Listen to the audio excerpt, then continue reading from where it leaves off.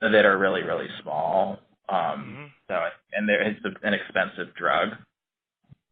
Yeah, how But much? so at least What are they charging now? I thought it I was think it's about 3,000, Oh, but okay.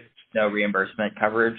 So I think that's fair. So it's like we've introduced this willingness to pay. I think but at least if you're if you're being seen in the academic center, you're more likely to actually get a PET scan. Is that correct? Absolutely. And you said that number is like 50. What was that number? I think 50% overall. Okay, I think we'll keep testing that number. I mean, I can tell you there's 2 or 3 trials that are ongoing that we're doing right now that all require an amyloid PET to get into the trial. Right. One's the Biogen trial with aducanumab. We're running a trial with benfotiamine, which is another criteria is having an amyloid positive scan. And I know the Genentech people, but that's down in Colombia. They have a mandate for an amyloid scan before their crizanlizumab treatment.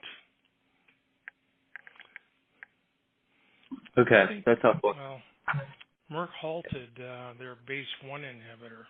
In fact, they just published that in New England Journal that it failed. So We heard about that. It's unfortunate.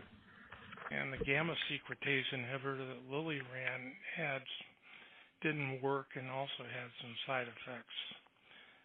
People are still pursuing some of those, additional BACE and gamma secretase inhibitors, but whether I think their chances of success are diminishing over time, not increasing. Yeah, Dr. Bill, this is actually something that we want to speak more with you about different molecules. But I just want to work on one final scenario before we move into that, the more science-focused. Okay. So we have been reading and talking about the CMS IDEA study. And have you heard about this? Which study? What's the the CMS IDEA study? No. So this is a study where CMS is investigating the potential reimbursement for PET scanning. Oh, okay. And so we've been understanding that they concluded phase 1 and that there's promising data that there is a somewhat chance likelihood that they will reimburse, but they're actually launching a second phase across the U.S. and international. So they're trying to determine whether it has a benefit in the clinical that's exactly right. or monetary value. Yep. Yeah, that's exactly right.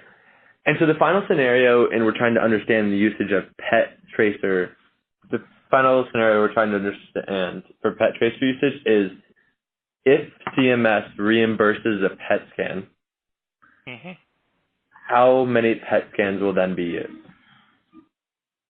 And first we could talk about the private practice, and then second we could talk about the academic research setting. So given the caveats that we spoke about in the private practice, and I understand the bias of you've trained and continue to work in academic-based settings, if we just talk about, your average primary care physician, how would you expect the uptake in recommending the PET scans to increase if they're being reimbursed? I think it'll have a pretty substantial impact. I think the number would go up at least threefold. In 1 year? So So that's the 1% to increase to 3%. Up to at least 3%. I could see and then going to 5%. And would you imagine that to continue to exponentially increase? Yeah, within reason. I mean, there's an ongoing debate on whether Alzheimer's is going to keep increasing. There's